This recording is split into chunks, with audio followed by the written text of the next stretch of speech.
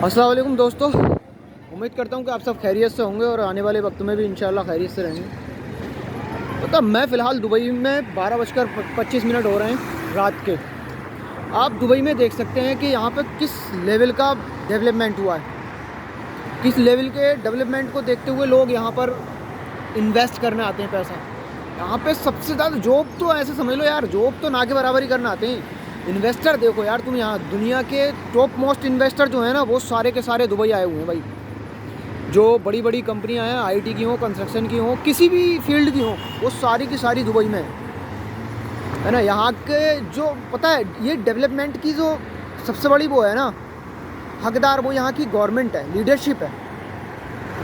यहाँ की leadership development देखती है, यहाँ के लोग धर्म संभालते हैं। और इंडिया का क्या है ना, इंडिया में लोग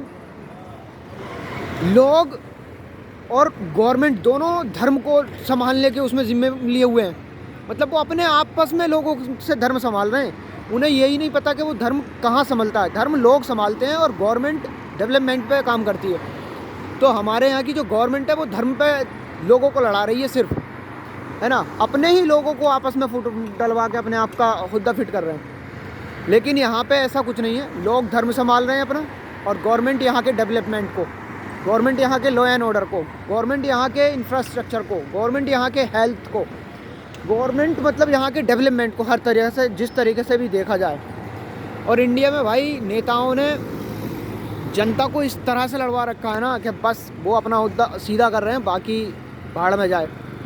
अगर हमारे देश में जैसे लैंड है, हमारे देश में जैसे पैसा है, हमारे देश इतना बड़ा है, पॉपुलेशन है, सारी चीज़ यार अवेलेबल है भाई। ये जो कंपनियां यहाँ आ रही हैं ना, अगर नेता इस चीज़ पे काम कर लेते ना, तो मुझे लगता है कि ये जो कंपनियां हैं ना आज हिंदुस्तान में होती, और हिंदुस्तान की जो इकोनॉमी है ना वो भाई अलग ही दर्जे पे होती।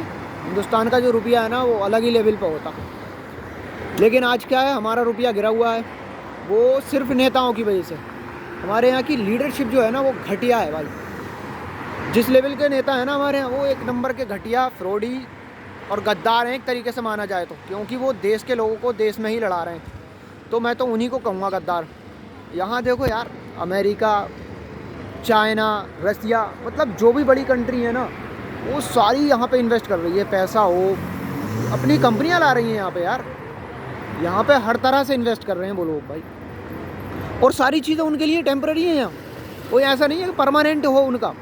10 साल के लिए लीज, 100 साल के लिए लीज, बाकी सारी ज़मीन गवर्नमेंट की रहेगी तमाम ज़िंदगी, उनका कुछ नहीं है।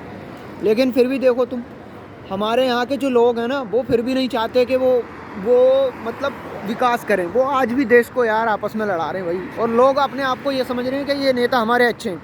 वो भाई देश को तोड़ रहे हैं, वो देश को लड़ा रहे हैं, देश के लोगों को लड़ा रहे हैं। सबसे बड़े गद्दार हैं तुम्हारे नेता अगर देखा जाए तो। लेकिन तुम मानोगे नहीं, क्योंकि तुम उस चीज़ में अंधे हो चुके हो धर्म के नाम पर।